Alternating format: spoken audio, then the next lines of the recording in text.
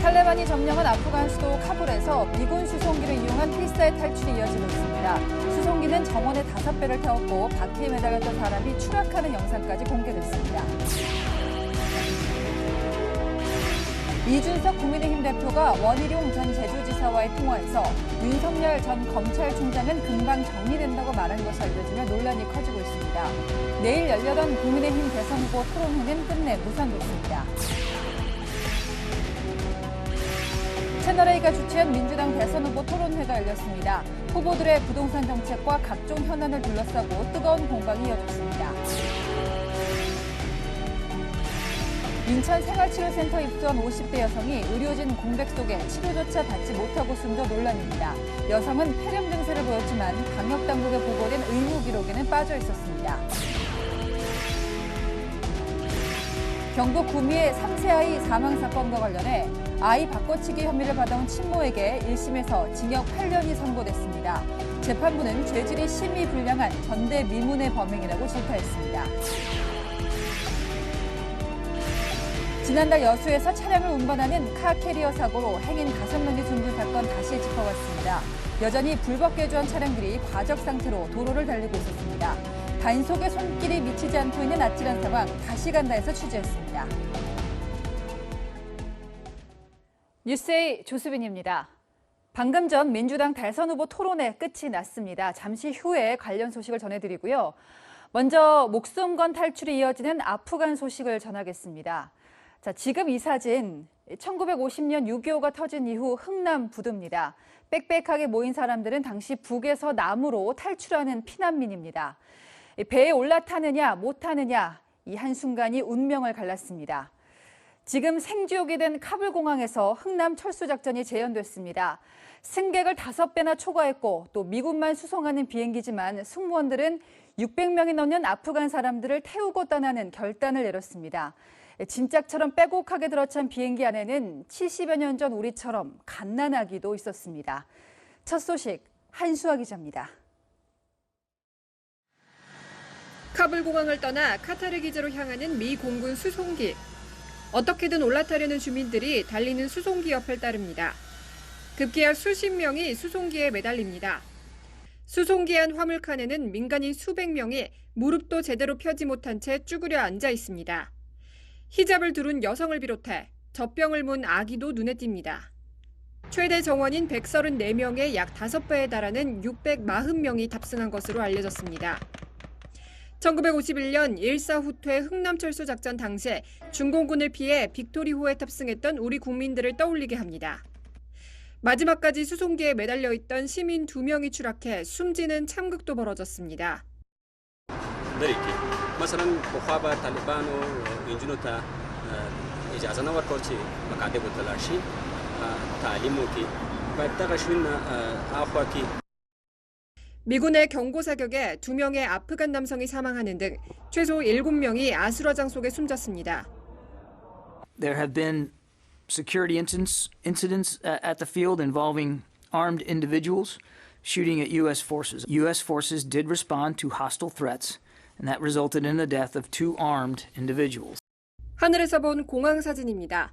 주요 진입로는 차로 가득 찼고 작은 점처럼 보이지만 활주로에는 피난민들이 빽빽합니다. 미군이 통제 중인 카불 공항은 일단 항공기 운행이 재개됐습니다. The captain is not here yet. 전 세계 공관들의 탈출 행렬이 이어지는 가운데 마지막까지 남았던 우리 교민 1명과 공관원 3명은 무사히 중동 제3국으로 빠져나왔습니다. 채널A 뉴스 한수아입니다. 네, 대통령은 국민을 버린 채 돈만 싸들고 달아났지만 여성 장관은 끝까지 국민들 곁에 남았습니다.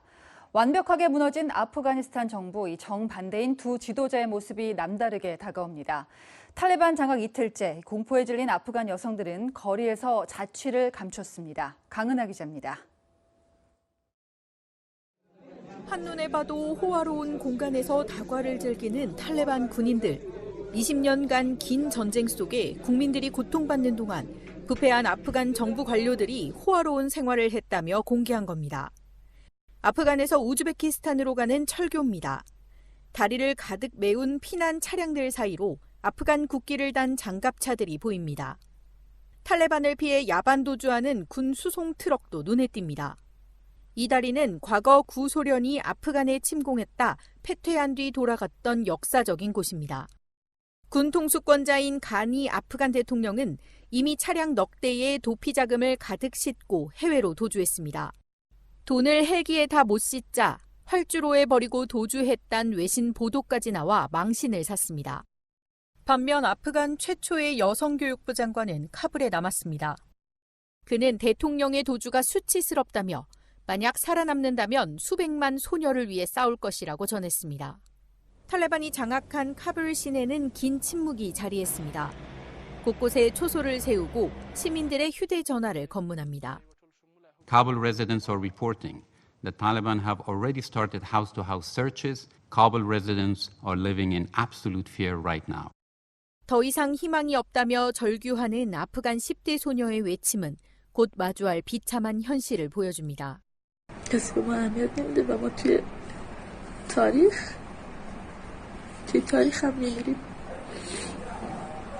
과거 탈레반 집권 시 여성들이라면 반드시 입어야 했던 눈까지 가리는 전통 의상 부르카는 10배나 비싼 값에 팔리고 있습니다. 채널A 뉴스 강은하입니다. 네, 미국 바이든 대통령조차 탈레반이 이렇게 빨리 장악할지는 예상을 못한 분위기입니다. 하지만 책임론이 불거지자 국익 없는 싸움 반복하지 않는다며 선을 그었습니다. 싸울 의지 없는 나라에서 젊은이들을 희생시킬 수 없다는 발언도 눈에 띄는데요. 미국이 빠진 한국은 어떻게 될까? 현지에서는 이런 칼럼이 화제가 되기도 했습니다. 유승진 특파원입니다. 휴가차 별장에 머무르던 바이든 대통령이 헬기를 타고 급히 백악관에 복귀했습니다. 카메라 앞에 선 바이든, 아프간 철군에 대해선 단호했습니다. I'm clear on my answer. I will not repeat the mistakes we've made in the past. Mistake of staying and fighting indefinitely in a conflict that is not in the national interest of the United States. 바이든 대통령은 무능한 아프간 정부가 탈레반에 수도 카불과 대통령궁을 내주고 수많은 난민이 발생한 것에 대해선 속이 뒤틀리는 일이라고 표현하기도 했습니다. How many more generations of America's daughters and sons would you have me send to fight Afghanistan's civil war when Afghan troops will not? 그래도 비난 여론은 가라앉지 않고 있습니다. 이미 20년 동안 아프간에 1,000조 원 넘는 돈을 투입한 데다 2,000명 넘는 희생자까지 발생했기 때문입니다. 바이든은 지난 6월엔 아슈라프 가니 아프간 대통령을 백악관에 초대해 백신 지원까지 약속했습니다. Well, thank you, Mr. President. First of all, let me pay tribute to the 2,448 Americans who paid the ultimate sacrifice. 세계 1위 강대국 미국의 역할을 기대했던 국제사회는 실망감을 나타냈습니다. September 2001, 20 Jahre in Afghanistan gegen den Terrorismus und für freiheitlichere Strukturen gekämpft haben. 한편 조지 W. 부시 대통령의 연설문을 담당했던 워싱턴 포스트의 한 칼럼니스트는 SNS에 아프간을 한국에 비유하며 미국 도움 없이는 한국도 무너질 것이라고 밝혀 논란이 일었습니다. 워싱턴에서 채널A 뉴스 유승진입니다.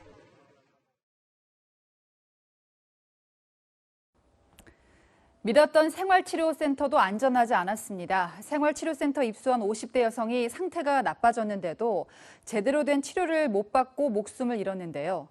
폐렴 증세가 있었지만 방역당국에 보고된 의무 기록에는 이런 내용도 빠져 있었습니다. 이런 게 K방역일까요? 조현진 기자입니다. 50대 여성이 생활치료센터에 입소한 건 지난 1일.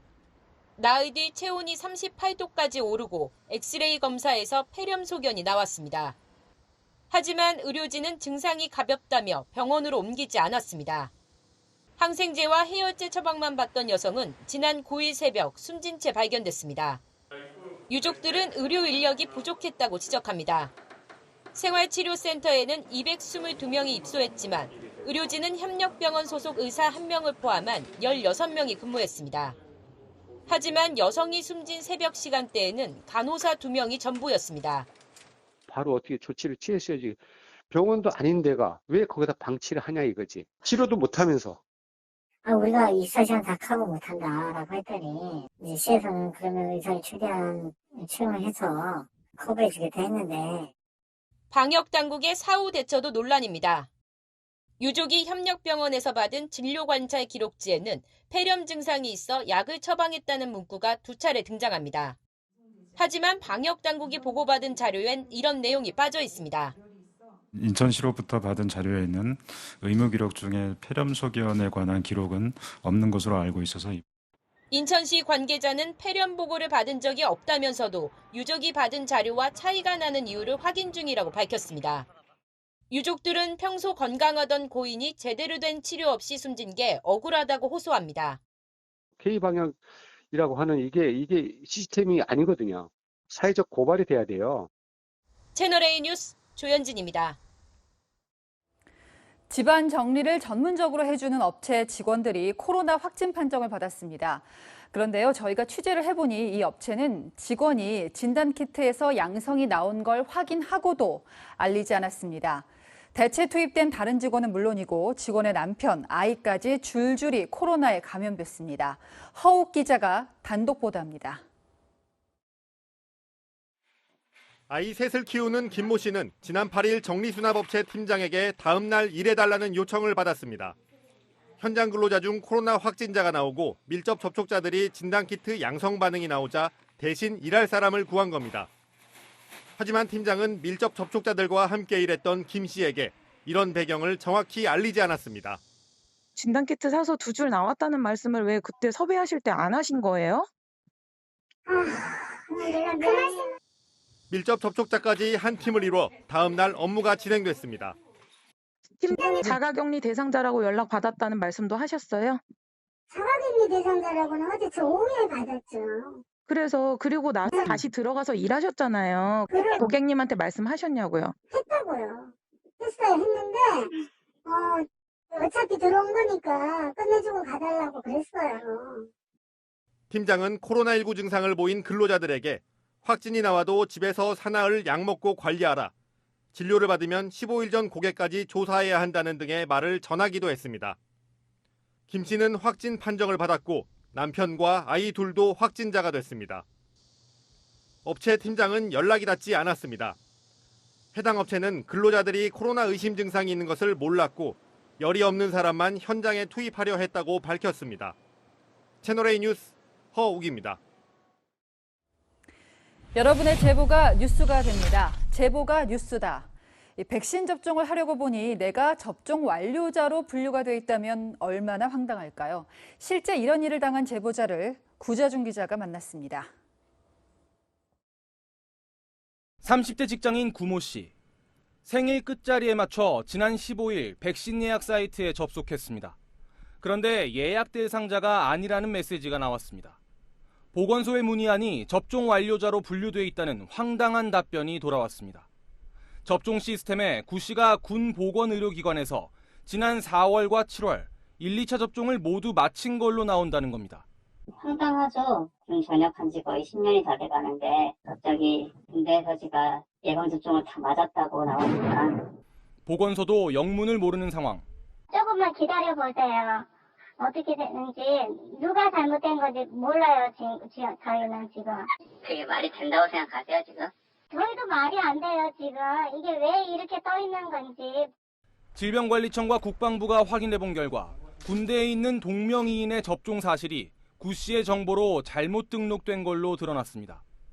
질병청은 시스템의 접종 기록을 지우고 구 씨와 접종 일정을 조율하겠다고 밝혔습니다. 백신 접종 예약 시스템은 초반부터 과부하로 사이트가 다운되거나 예약기관이 잘못 설정돼 무더기 취소가 발생되는 등 불안정한 상황이 이어지고 있습니다. 정부를 믿고 접종을 기다리는 시민은 불안할 수밖에 없습니다. 확진자가 들고 있다고 하는데 백신 수급에 대해서도 불안하고 확실하게 맞을 수 있을런지도 불안하고. 채널A 뉴스 구자준입니다. 최근 국내 코로나 확진자가 급증한 원인 중에 하나로 이 델타 변이 바이러스가 지목됐죠. 빠르게 확산하는 델타 변이를 막기 위해서 기댈 건 백신밖에 없는데 모더나 본사까지 방문했던 정부 대표단 아직도 아무 성과를 못 내놓고 있습니다. 황규락 기자입니다. 지난 14일 미국 모더나사를 방문했던 정부 대표단은 미공급 물량을 다음 달 초까지 달라고 요청했습니다. 반토막이 난 850만 회분의 이달 공급량에 다음 달 물량도 더 빨리, 더 많이 들어올 수 있음도 시사했습니다. 하지만 구체적으로 언제 얼마나 들어올지는 이번 주 모더나사의 통보를 기다려야 하는 처지입니다. 단정적으로 물량을 말씀드리기는 어려울 것 같고요. 저희가 계획된 물량에 대해서 요청을 드렸고 모더나사 측에서는 최선을 다해서 노력하겠다는.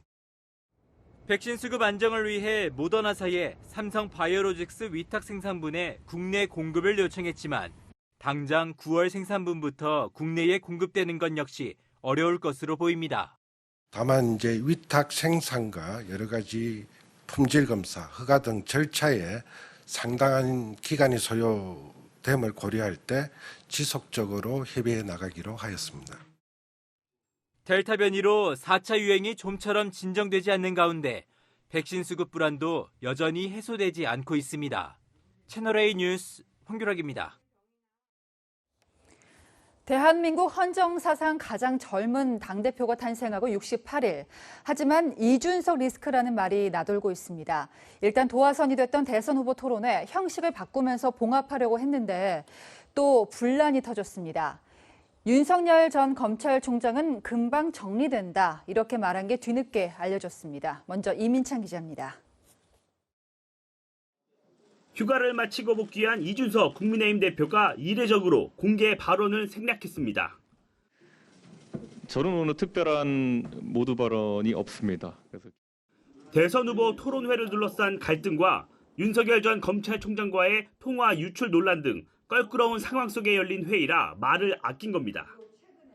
비공개 회의에선 18일과 25일 개최하려던 대선 후보 토론회를 비전 발표회로 바꿔 25일 한 번만 열기로 했습니다.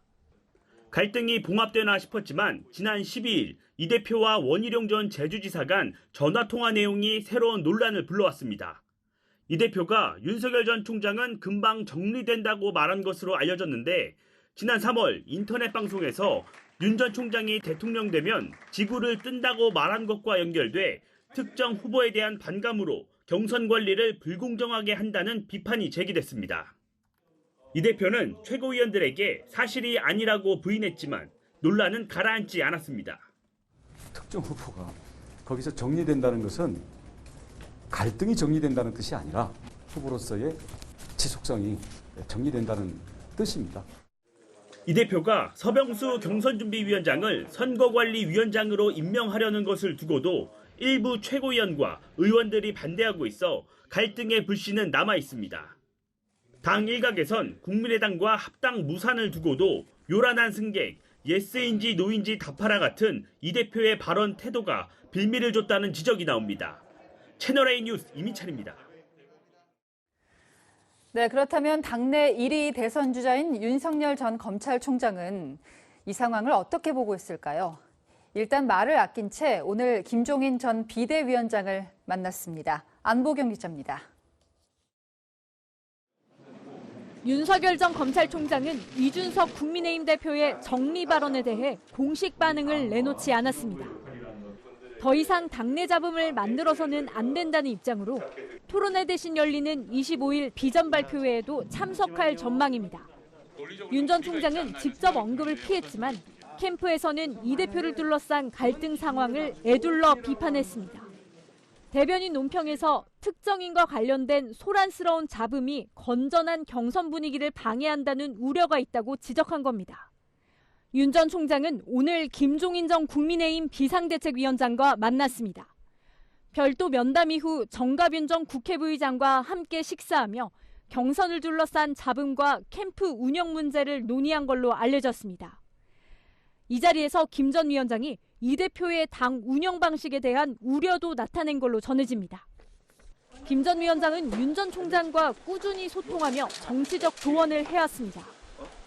지난해 광주에서 무릎 사과를 하며 호남에 다가가려는 시도를 했던 김 전 위원장은 사과한 지 1년이 되는 오는 19일 다시 광주를 찾습니다. 이곳에서 윤 전 총장에게 힘을 실어주는 발언을 할 거라는 이야기도 나옵니다. 윤 전 총장은 내일 김대중 전 대통령의 묘역이 있는 국립서울현충원을 찾아 중도층으로의 외연 확장을 위한 통합 행보에 나설 예정입니다.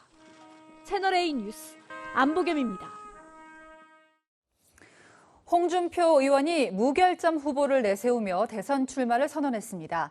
다른 후보들도 바쁘게 움직였는데요. 최재형 전 감사원장은 방역을, 또 원희룡 전 제주지사는 주택 공급 확대를 키워드로 현장을 찾았습니다. 이다혜 기자입니다. 홍준표 국민의힘 의원은 자유한국당 후보로 나섰던 4년 전 대선은 탄핵 국면을 수습하기 위한 것이었다며 이번은 당선을 목표로 한 정상 대선이라고 했습니다. 잘못된 방향으로 가는 이 나라를 바로잡아 정상국가로 만들고 선진국 시대를 열겠습니다. 홍 의원은 무너진 공정을 바로 세우겠다며 정시 중심의 입시 제도 개편을 내세웠습니다. 현대판 음서 제도인 로스쿨 의학전문대학은 국립외교원 제도를 폐지하고 사시행시 외시 의과대학을 부활시키겠습니다. 또 자신과 같은 무결점 후보만이 본선에서 승리할 수 있다며 가족 검증 문제로 대선을 망치는 일이 되풀이돼서는 안 된다고 했습니다. 가족 문제로 공격받는 윤석열, 최재형 후보를 겨냥했다는 해석이 나옵니다. 최재형 전 감사원장은 정책 행보에 주력했습니다. 대한의사협회를 찾아 문재인 정부의 방역 실패를 꼬집었습니다. 백신의 조기 확보 타이밍을 놓쳐서 의료진 여러분들의 노력과 국민들의 협력에 찬물을 끼얹었습니다. 그마저 문 대통령의 자화자찬식 일상회복 선언으로 2, 3, 4차 대유행이 원희룡 전 제주지사는 주택 공급 확대 공약을 발표하고 은평구 재건축 단지를 방문해 규제를 풀겠다고 강조했습니다.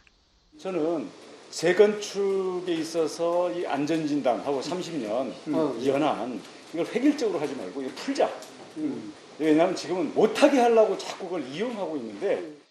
규제 완화에 따른 집값 상승 우려에 대해선 시장 자정 기능으로 안정될 수 있다고 자신감을 내비쳤습니다. 채널A 뉴스 이다혜입니다.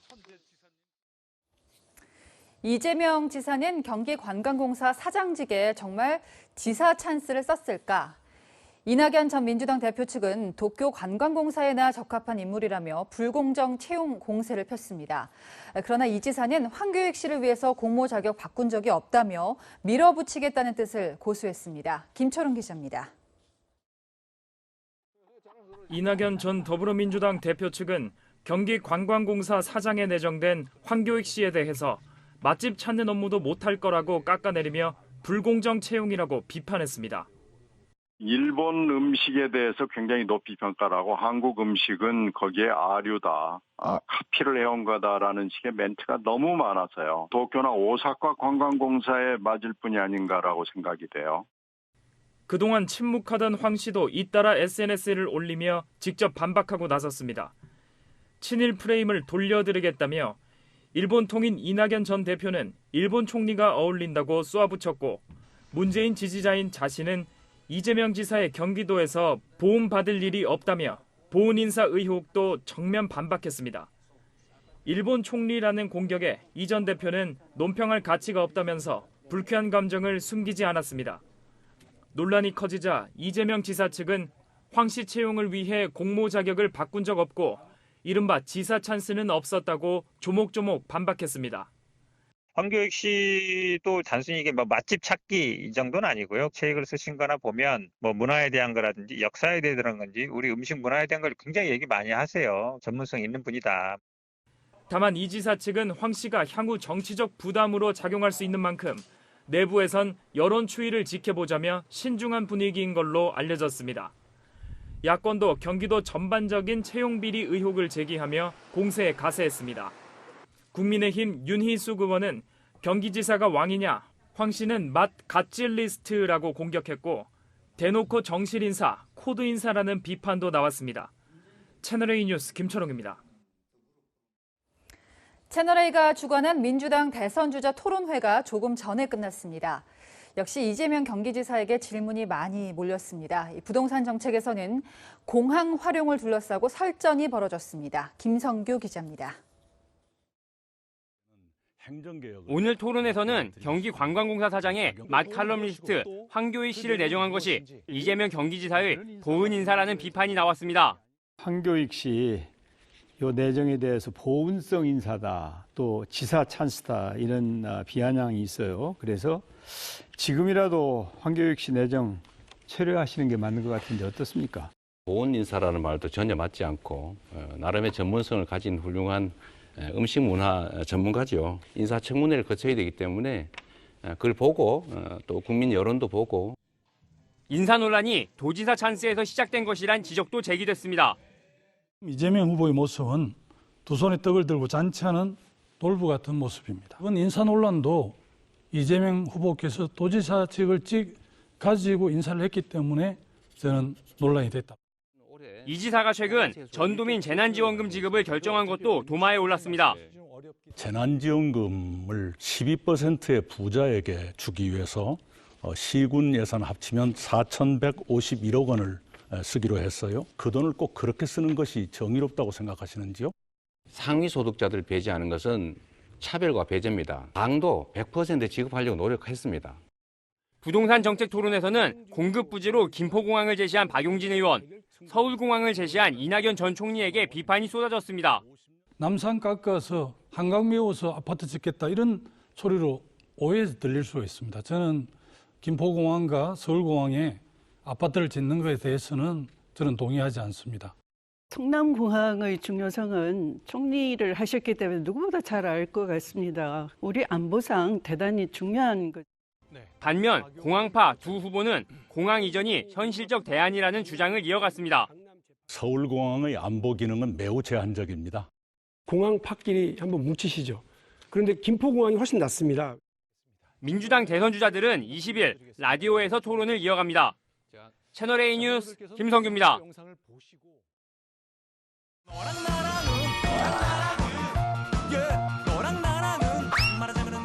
네, 여랑야랑 정치부 김민지 기자 나왔습니다. 첫 번째 주제 보겠습니다. 막말 대, 저거 읽어야 되는 거죠? 제목이 좀 센데요. 네, 이게 국민의힘 홍준표 후보가요. 더불어민주당 이재명 후보를 겨냥해서 한 말입니다. 네. 조수빈 앵커는요, 이 둘 중에 뭐가 더 낫다고 생각하세요? 저는 뭐 아나운서니까 바른 말을 써야죠, 뭐 다. 그렇죠? 네, 그런데 홍 후보는요, 막말이 더 낫다고 주장했습니다. 이유를 들어보시죠. 이재명 지사 같은 경우에 저보고 막말이라는 그 말 못하겠죠. 자기는 쌍욕을 하는 사람이니까. 그 막말 대 쌍욕이 붙으면 국민 선택이 그나마 막말이라도 홍준표는 옳은 말이었다. 발음도 상당히 셉니다. 네. 이재명 후보가 어떻게 생각할지도 궁금하고요. 네. 막말이라는 표현을 쓰면서도 뭐 옳은 말이라는 표현도 하고 홍 후보가 오늘 좀 달라진 모습이었어요. 네, 직접 한번 비교해 보시죠. 예. 그럼 언론은 여론조사 기관이 써주는 대로 받아줬고 미국도 그래 합니까? 세계 거래하는 나라가 세계 어디 있어요? 응? 세계 어디에 아프리카도 거래 안 합니다. 또 질문 있는 기자님들 거수해 주시기 바랍니다. 거수하지 말고 그냥 자연스럽게 물어요. 네, 질문하세요. 왜 얘기 안 돼? 이제부터는 자유토론식으로 아니 원래 자연스럽게 하도록 해요.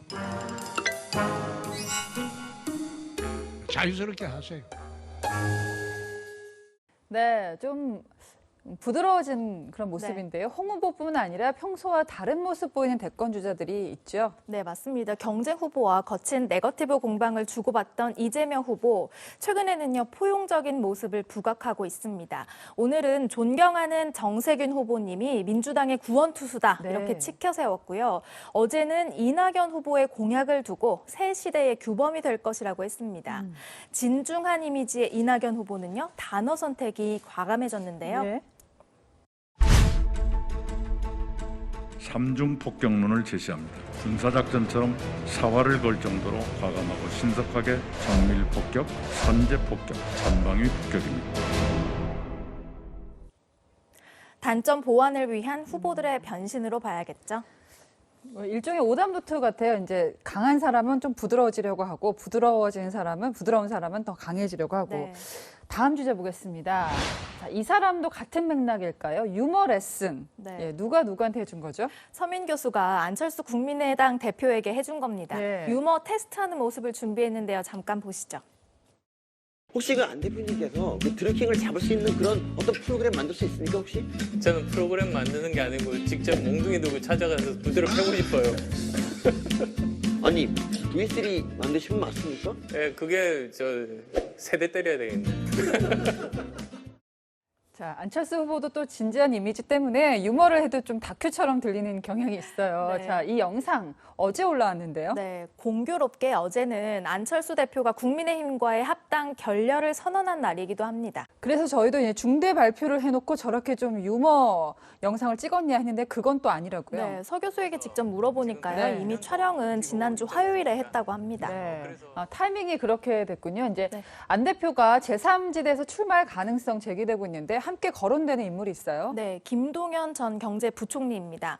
어제 합당 결렬 선언 후에도 김 전 부총리와의 연대 가능성에 대한 질문이 나왔죠. 네. 일각에서는 다음 주에 만날 것이다 전망도 있는데 아직 두 사람 구체적인 계획은 없다고 합니다. 네.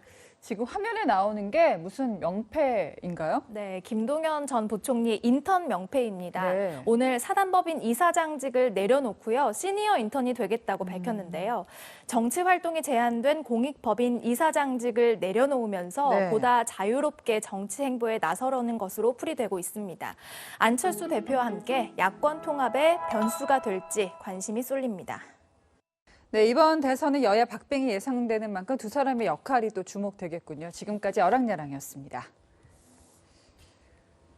네, 봉오동 전투를 이끈 홍범도 장군의 모습입니다. 당시 50대로 한눈에 봐도 우람한 체격의 러시아 군복을 입고 있는 게 눈에 띄는데요. 유해가 고국에 돌아온 것과 맞춰서 생전 모습이 영상으로 공개됐습니다. 김호영 기자입니다.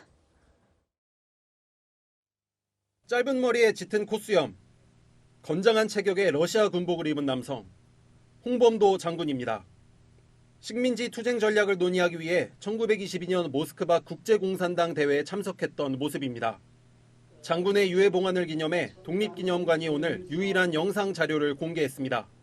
홍범도 장군은 우리 독립군 활동을 하면서 일본군을 상대로 해서 승리한 그 상징적인 인물이고 그것이 이제 주목을 받은 거예요. 독립군 양성에 힘쓰던 시기의 사진들과 장군의 삶을 기록한 홍범도 일지도 공개됐습니다. 홍범도 장군은 봉오동 전투와 청산리 대첩에서 일본군에 맞서 승리를 거둔 독립운동가. 연해주를 거쳐 카자흐스탄으로 강제 이주한 뒤 지난 1943년 서거했고 광복절이던 그제 고국으로 돌아왔습니다. 장군의 유해가 임시 안치된 국립대전 현충원에는 추모의 발길이 이어졌습니다. 광복절이라 봉오동 전투가 생각나서 홍범도 장군님을 인사하려고 왔어요. 조국에 희생하면서 사는 이런 분들이 계셨기 때문에 저희들이 이렇게 훌륭한 자유를 누릴 수 있고 사는 겁니다. 홍범도 장군의 유해는 내일 국립대전 현충원에 정식 안장됩니다. 채널A 뉴스 김호영입니다. 최근 들어 LH 고위 간부들이 줄줄이 사표를 냈습니다. 시점을 따져보니까요, 이 재취업 제한 규정에 걸리기 직전에 사표를 낸 거라서 논란입니다. 박지혜 기자입니다. 해체 수준의 환골탈퇴하는 그런 혁신을 추진하겠습니다. 환골탈퇴 수준의 LH 혁신안을 빠르게 발표하겠다고 예고한 정부. 석 달 뒤 정부는 임원뿐 아니라 1, 2급 이상 간부급 퇴직자들도 재취업을 제한하겠다고 밝혔습니다. 퇴직자가 취업하거나 창업한 기업과는 퇴직일로부터 5년 이내에 수의계약을 체결하지 못하도록 하겠습니다. 고강도 혁신안 발표를 앞두고 서둘러 퇴사를 택한 2급 이상 퇴직자는 19명, 전체 퇴직자의 3분의 1에 달합니다. 임기가 정해진 임원진을 빼면 3월부터 석 달 동안 퇴직한 1, 2급 간부급 직원은 17명인데 지난해 같은 기간보다 2배 이상 많은 것은 물론 최근 3년간 같은 기간 퇴사자 수를 합친 수준입니다. 최근 5년간 LH가 발주한 설계 용역 수의 계약 중 절반이 LH 퇴직자가 재직 중인 건축사무소와 체결된 것으로 알려지면서 퇴직자에 대한 전관 예우가 도를 넘었다는 비판이 끊이지 않았습니다. LH 관계자는 현직자가 아닌 퇴직자를 자체적으로 제재할 방법이 없다며 이들에 대한 제재는 입법을 통해 추진해야 한다고 밝혔습니다. 채널A 뉴스 박지혜입니다. 언론 보도에 징벌적 손해배상을 적용할 수 있다. 이 언론중재법 개정안의 주요 내용입니다. 언론의 재갈을 물린다는 비판이 거센데 또다시 충돌이 벌어졌습니다.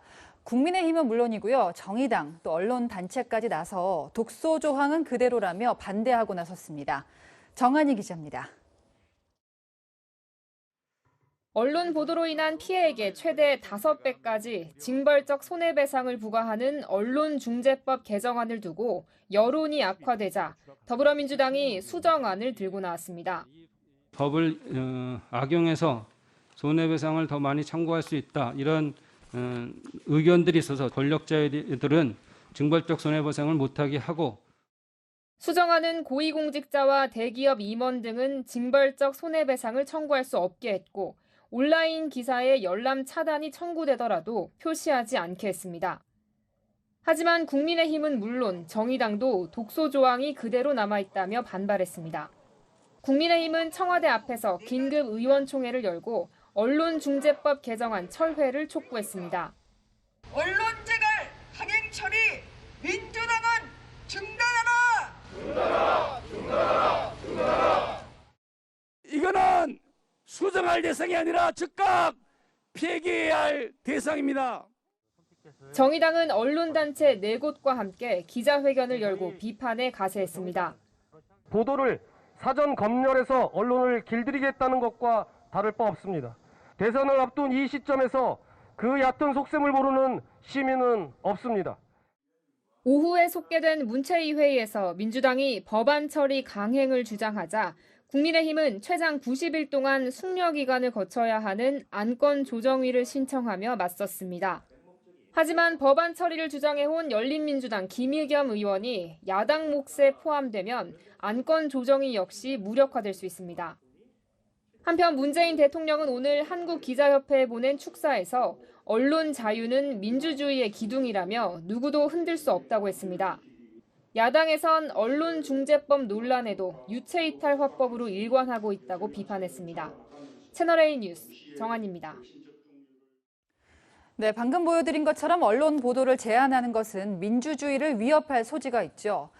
여기다 언론 보도가 수사 정보를 유출한 것으로 의심이 되면 수사할 수 있게 개정된 규정을 두고도 검찰 안팎에서 비난이 거셉니다. 이윤우 기자입니다.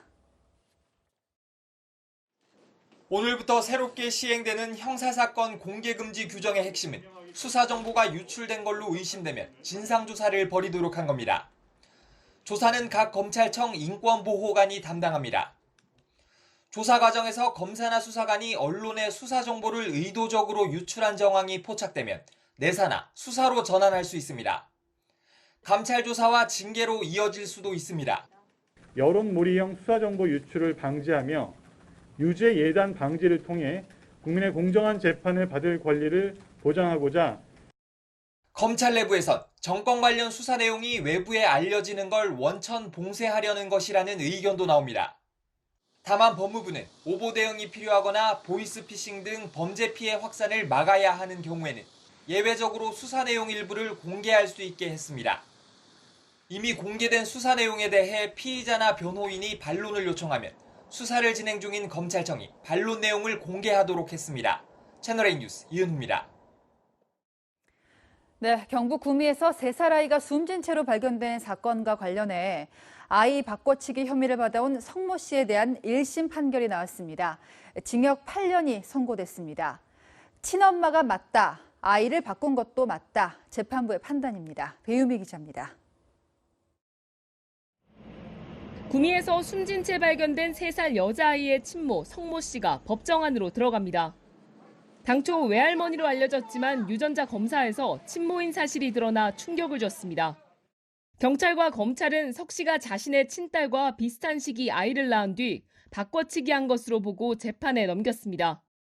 재판부는 아이 바꿔치기와 사체은닉 미수 모두 유죄로 판단하고 징역 8년을 선고했습니다. 특히 핵심 쟁점인 친모 여부에 대해서 유전자 검사 결과 혈액형, 기타 나머지 사정을 종합하면 침몰하고 넉넉히 인정된다고 판단했습니다. 또 시신을 발견한 뒤 자신의 행위를 감추려 적극적으로 사체를 숨기려 한 것으로 보인다며 일반인은 이해하기 힘든 전대미문의 비상식적인 범행이라고 꾸짖기도 했습니다. 석 씨는 출산 사실이 없고 아이를 바꿔치기 한 적도 없다는 입장을 고수했고 재판 중 오열하다 실신하기도 했습니다.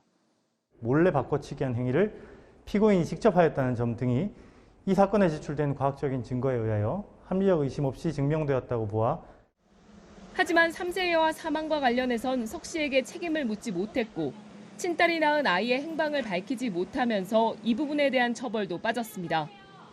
경찰은 아이의 행방을 추적하고 있지만 석 씨의 자백이나 새로운 증거가 없는 한 영구미제 사건이 될 수 있다는 우려도 나옵니다. 채널A 뉴스 배유미입니다. 네, 주차장 입구를 막아선 차량 때문에 어젯밤 한 오피스텔 주차장 앞이 아수라장이 됐습니다. 그런데요, 이 차량은 왜 입구를 막았을까요? 주차 단속 스티커 자국이 남아서 그랬다는데 결국 경찰에 체포됐습니다. 전민영 기자입니다.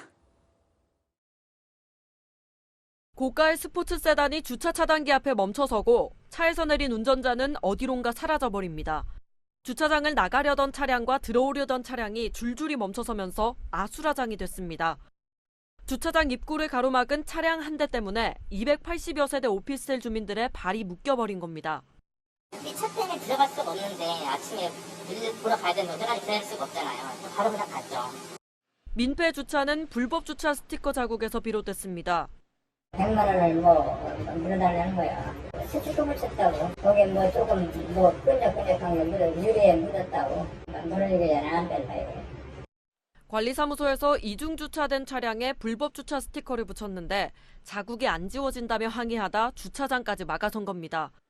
이 남성은 경찰 출동에도 차를 빼지 않고 버텼습니다. 결국 현행범으로 체포돼 일반 교통방해와 업무방해 혐의로 입건된 뒤 조사를 받고 나서야 차를 옮겼습니다. 채널A 뉴스 전민영입니다. 네, 카캐리어, 승용차를 탁송해주는 차량이죠. 이 카캐리어에서 차량들이 쏟아져 내리면서 행인들이 숨진 사고가 있었습니다.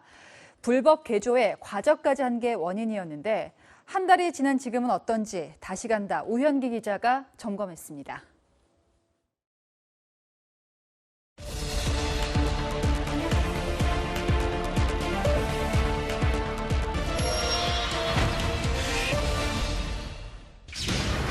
차량 5대를 실은 카캐리어가 내리막길을 내려갑니다. 그런데 인도 쪽으로 크게 휘청이더니 우회전을 기다리던 승용차들을 잇따라 들이받습니다. 지난달 20일 전남 여수의 한 사거리에서 카캐리어가 차량과 행인을 덮쳐 5명이 숨지고 14명이 다쳤습니다. 횡단보도 건너가는 신호였는데 다 밀려가지고 그대로 차 밑에 깔리기도 하고. 다시 찾아간 사건 현장. 사고 다발 구역을 알리는 현수막과 턱이 없는 과속방지턱이 설치됐고 뒤늦게 화물차 통행 제한도 하기로 했습니다. 하지만 근본적인 사고 원인은 카캐리어의 불법 개조와 과적이었습니다. 5톤 카캐리어는 승용차 기준 3대까지 실어야 하는데 사고가 난 5.3톤짜리 카캐리어엔 차량 5대가 실려 1톤 이상 적재 중량을 초과한 겁니다. 초과 중량을 실을 수 있었던 건 상단부와 하단부 다판의 길이를 각각 2m가량 길게 늘리는 불법 개조를 했기 때문입니다. 카캐리어 다판을 당국의 승인 없이 연장하거나 상하차용 발판을 개조해 적재 장치로 이용하면 단속 대상입니다. 인천의 중고차 수출단지입니다. 이곳에선 하루에도 수십여 대의 카캐리어가 드나드는 모습을 보실 수가 있는데요. 과연 규정을 지키며 운행하는 차량은 얼마나 됐는지 제가 직접 확인해 보겠습니다. 상하차용 발판까지 펼쳐 차량 5대를 가득 실은 카캐리어들이 연이어 포착됩니다. 불량하게 실려 다판보다 튀어나와 있기도 합니다. 이런 것들은 뒷차가 부닥치게 되면 흉기로 작동을 할 수밖에 없고. 운전기사들은 과적을 인정했지만 어쩔 수 없다고 합니다. 얼마 안 해요, 제가. 15,000원 정도 하나? 회사에 소속되면 이제 일을 받아서는 이제 거기서 이제 회사들마다 특정한 수수료가 있겠죠. 실질적으로 하면 기사들한테 한 12,000원? 전화 안 했고, 시행을 해야 되니까. 쉽지 않아요. 저도 5대. 거부하게 되면은 좀 어떤 불이익을 받게 되는 건가요? 대출 같은 것도 좀 그러겠죠. 밧줄 등을 이용한 고정 작업도 없이 출발하기도 합니다. 급 차로 변경이나 급 회전 구간에서는 고박을 제대로 안 하면 차가 넘어가서 떨어지는 거예요. 인천항에선 과적 카캐리어들이 아무런 제재 없이 통과하고 있었고 저희 소관 업무가 아니라서 고속도로나 휴게소, 다른 지역 산업단지에서도 자유롭게 다니고 있습니다. 앞부분이 좀 지나치게 좀 많이 앞에 나와 있길래 이게 불법으로 개조되거나 그러진 않은 거예요? 그것도 없잖아 있어요. 실제로 불법 개조나 안전기준 위반으로 적발된 화물차는 매년 늘어나는 추세입니다. 하지만 카캐리어 구분 코드가 없어 단속 실태 추산도 어렵고 단속원도 전국에 13명뿐입니다. 어느 정도의 인원 또 어느 정도의 코드 분류를 해서 본질적으로 차단할 수 있는지 근원적인 방책부터 선언돼야 된다고 생각합니다. 한국교통안전공단은 올해 말부터 단속원 숫자를 2배로 늘릴 계획인 가운데 화물업계는 낮은 운송료와 불법 하도급 등 구조적 문제도 개선해야 한다는 입장입니다. 다시 간다 유현기입니다.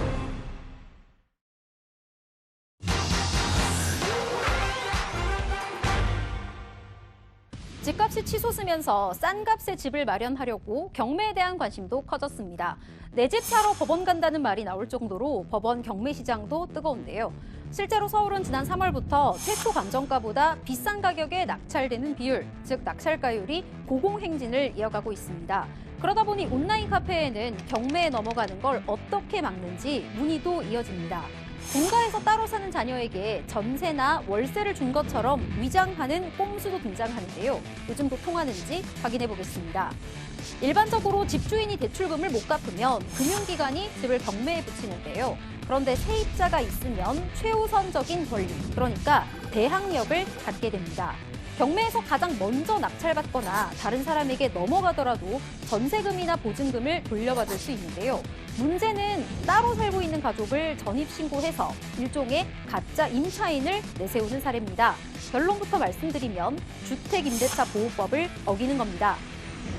그 주택이 경매로 넘어갈 것이라는 것을 예상을 하면서 계약을 했다면 소액 임차인 최우선 변제권을 인정을 안 해주고 있습니다. 형사처벌로 이어진 법원 판례도 있는데요. 주택이 경매에 넘어가자 아들에게 2천만 원에 방 한 칸을 빌려준 것처럼 꾸며서 보증금을 받아낸 사건. 사기 등 혐의로 징역 6개월을 선고받았습니다. 가짜 임차인을 내세워서 경매 시장 참여자에게 손해를 끼쳤다는 이유입니다. 가짜가 아니라 진짜로 가족 간의 임대차 계약을 맺었다면 경매로 넘어가는 집 억울할 수도 있는데요. 이럴 경우에는 그동안의 실거주 사실과 전월세금 송금 기록을 증명할 수 있어야 합니다. 더 궁금한 점은 팩트맨 제보 부탁합니다. 네, 중국산 식자재 위생 논란이 하루 이틀이 아니죠. 이번에는 중국에 있는 대형 프랜차이즈 마트에서 벌어졌습니다. 냄새나는 썩은 고기를 물에 빨아서 팔았습니다. 베이징 사공성근 특파원입니다. 대형마트 정육 코너. 영업을 준비하는 직원이 연신 고기 냄새를 맡습니다. 썩은 고기를 골라내는 겁니다.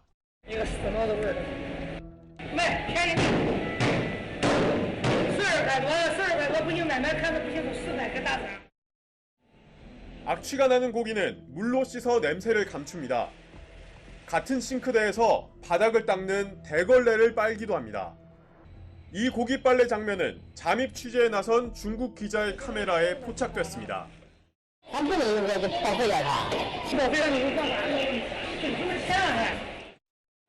냄새가 사라지지 않는 고기는 갈아서 소시지를 만들었습니다.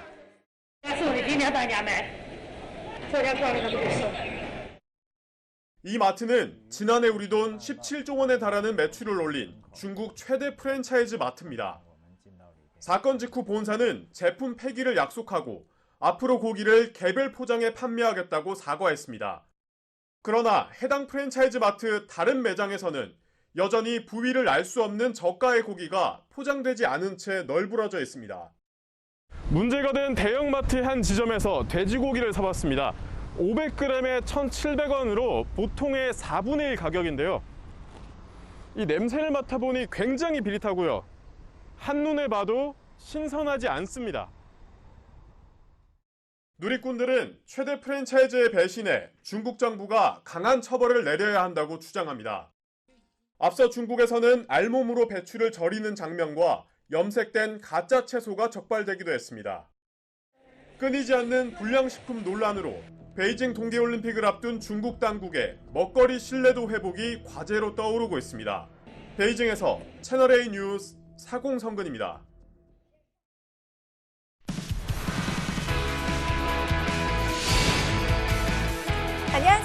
스포츠 뉴스입니다. 2020 도쿄 패럴림픽이 일주일 앞으로 다가왔는데요. 지난 리우 대회에서 수영 자유형 3관왕이었던 조기성 선수, 이번엔 평영 종목까지 메달을 기대하고 있습니다. 이현용 기자입니다. 5년 전 처음 출전한 패럴림픽에서 자유형 3관왕에 올랐던 조기성. 수영을 통해 사회에 나와 꿈을 펼치게 됐습니다. 저에게 자신감이었고 또 수영을 제 인생에서 빼놓을 수가 없었기 때문에 그 당시에는 그렇게 얘기를 했던 것 같습니다. 조기성은 뇌병변 장애를 이겨내기 위해 재활센터에서 수영과 만났습니다. 수영을 하면 조금 그래도 전신 운동이다 보니까 너가 생활하는데 도움이 될 거다라고 사실 물을 무서워했기 때문에. 지난해 코로나19로 찾아온 위기. 기록은 정체됐고 수영장마저 문을 닫아 몸무게가 한때 14kg이나 늘었습니다. 하지만 체중과 함께 늘어난 부력과 근력을 무기로 새로운 종목 평영에 출전합니다. 체격이 큰 유럽 선수들에 뒤처지지 않도록 적은 스트로크로 많은 거리를 갈 수 있는 기술을 연마했습니다. 한국 패럴림픽 사상 처음 영법이 다른 두 종목에서 메달을 노리는 25 청년. 장애인 수영의 역사가 돼서 돌아오겠습니다. 많이 응원해 주십시오. 위기에서 찾은 기회로 다시 한번 한계에 도전하는 조기성은 내일 패럴림픽 선수단과 함께 도쿄로 향합니다. 인천 선수촌에서 채널A 뉴스 이현용입니다. 이번 주 날씨 준비물은 접이식 우산입니다. 대기가 불안정해 소나기가 자주 내리겠는데요. 뜨거운 프라이팬 위 옥수수 알갱이 중 어느 게 팝콘이 돼 튈지 모르는 것처럼 같은 지역에서도 어디는 강한 소나기가 내리고 어디는 맑은 하늘이 나타날 수 있습니다. 기습 소나기에 대비해서 휴대가 편한 접이식 우산 꼭 챙기시기 바랍니다. 오늘과 내일 내륙에는 강한 소나기가 쏟아지겠고요. 제주와 동해안에는 내일 낮까지 강한 비가 내려서 주의가 필요합니다. 예상되는 비의 양은 강원 북부 동해안과 강원 산지, 제주 산간 지역에 100mm 이상, 그 밖에 동해안과 제주에 최고 70mm로 많겠습니다. 내륙에도 최고 60mm에서 최고 80mm의 소나기가 지나겠습니다. 내일 한낮에 서울은 31도로 서쪽 지역은 여전히 무덥겠습니다. 당분간 비와 소나기 소식이 잦겠고요. 주 후반부터 전국에는 비가 내리겠습니다. 날씨였습니다. 네, 시청해주신 여러분 고맙습니다. 내일도 뉴스입니다.